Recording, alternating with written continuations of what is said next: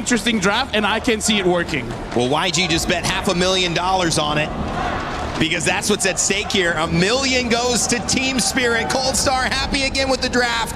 YANGON Galacticos trying to tie it up and send us to a Game 7. What a time here at MSC. I hope it continues as we send it over to Gideon and Mirko. I agree. Everybody needs to start praying at this point. Everybody is looking for their team to make it to the very end. Here at match point, the pressure is still on YANGON, and they basically have come up with a more interesting draft, a different sign, a different means to attack this potential championship point. We come down to game number 6, and by God, if this isn't a marathon, and almost immediately Sawo starts off with a pretty good taunt here at level 1, just to make sure that YANGON, they can't walk freely. They gotta.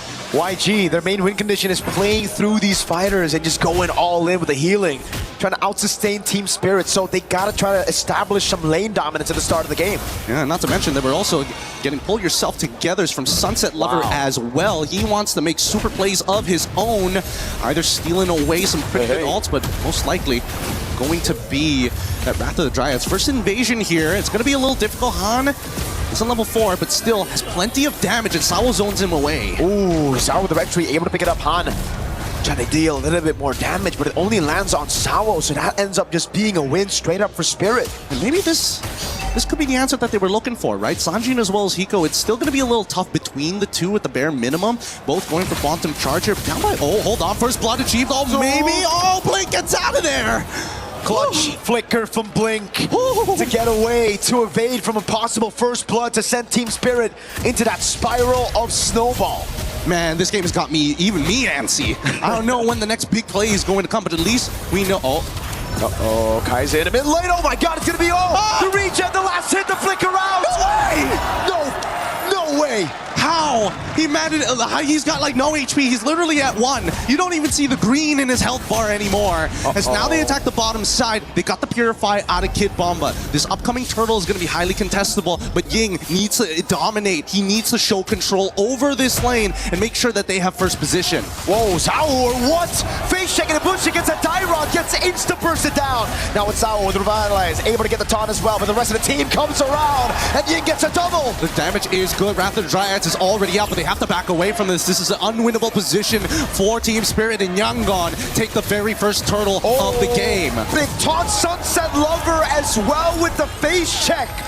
Team Spirit getting a bit too impatient with these openings. Is it impatient or was it necessary? I don't know. It's a tough call here because now they're going once again attacking onto Kid Bomba's side, and I think it's just a little bit of disrespect coming in from Sawo. Wasn't really expecting to get knocked up out of his taunt by Han, but at the end of the day it happens, but it's not the end of the world. The lead is still very minute. We haven't gotten to the dangerous 2K territory, but we're basically a quarter to halfway there. With 10 more seconds left on the clock before that orange buff alongside with the Lethal Wanderer.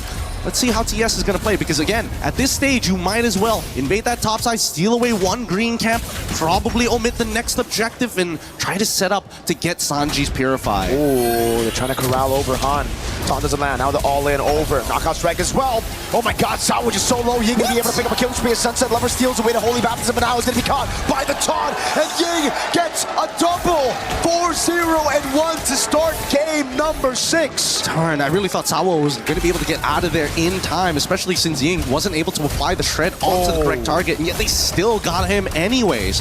45 seconds left on the clock before their next neutral objective spawns, and I think this is this might just be a game 7 if it keeps going this way. We're already in that 2K dangerous territory, and there's no noticeable power spikes that we have to be aware of here, because YANGON will hit it first every time. A 2,000 gold lead. Now this is getting very troublesome for Team Spirit. Yeah, Bomba. And the lead is on Ying on the Dyrod. This guy's gonna start bursting people down, and not to mention, again, the fact that he should actually just be the support in this game. He should just be the support for Han to get those knockout strikes. Yeah, but that's the truth of it all. That's really the truth. I mean, he could technically be like a cleanup crew at the end because he has his flicker and the ult, but now that he's 4-0-1, you might as well take full control. Sawo with the taunt just to escape. Han with the rotation, and now take a look at Ying. I think just one jump and a basic attack and Sunset Lover back to base. Yep, it's too tough to contest for this neutral objective. Oh! No, there you go. Flicker after the Dryad from Blink. Kaise is the one who picks up the kill, and it's another death on Sunset Lover. Sour able to go for the iframes, but now it's going to be the all-in from Ying. He goes in for the damage. Sour low.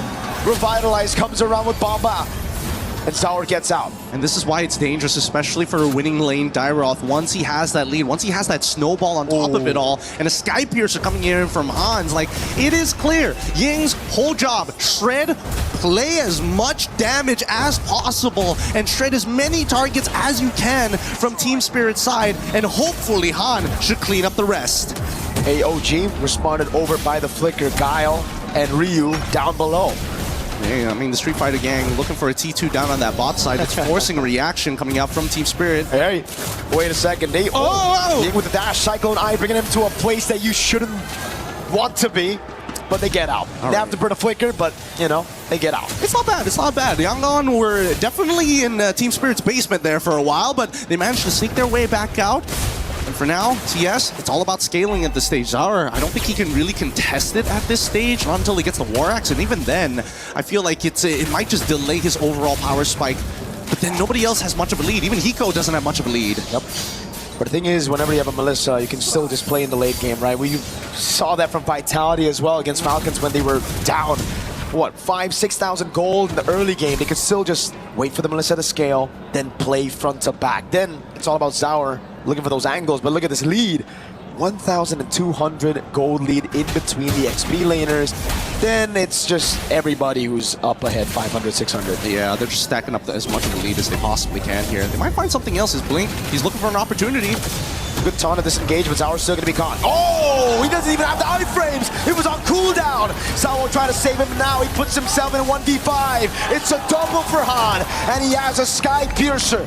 Man, that was a bad direction to actually go for the dashes. He double dashed away from Sawo when he should have gone around Sawo back into his own territory. That probably should have been it.